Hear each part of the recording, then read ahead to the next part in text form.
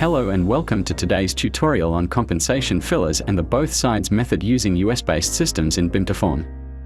In this video, we'll focus on two major innovations, the mid-wall timber filler or commonly split compensations on both sides.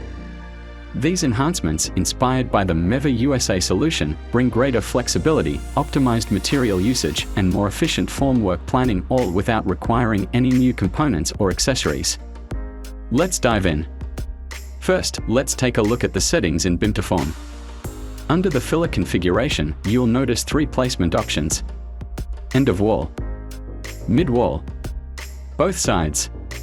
You can also define the maximum allowed filler width in meters for the project.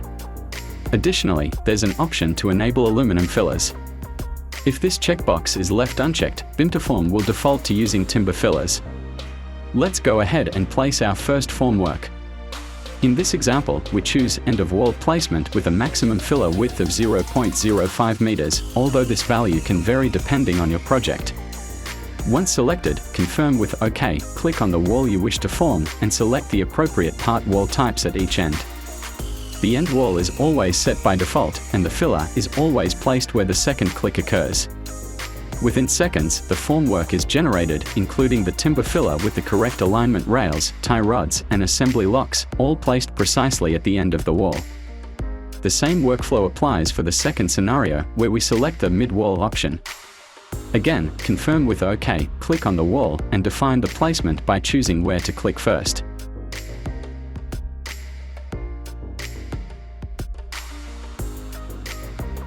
This time, BIM2Form places the timber filler in the middle of the wall, right between the other formwork elements. In practice, this means the filler can go in the center, not just at the ends. This also improves the structural stability, as the adjustments are smaller and more evenly distributed. These functionalities also support aluminum fillers. If we activate the aluminum filler option in the settings and apply it to another wall using the same steps, BIM2Form will automatically place aluminum fillers in the center, where appropriate.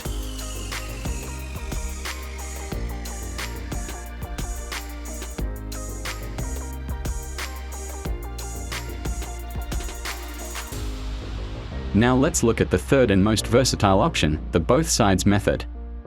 This feature allows fillers to be placed at both ends of the wall. When selected, BIM2Form calculates the required total filler width and distributes it equally, or as close as technically possible, between both ends of the wall.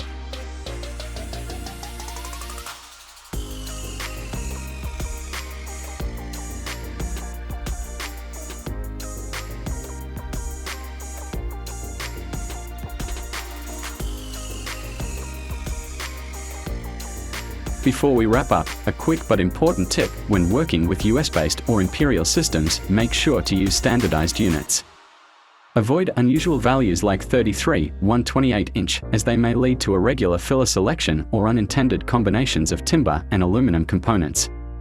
Instead, stick to standard increments such as 0.5 inch, 1, or 2 to ensure accurate and predictable results.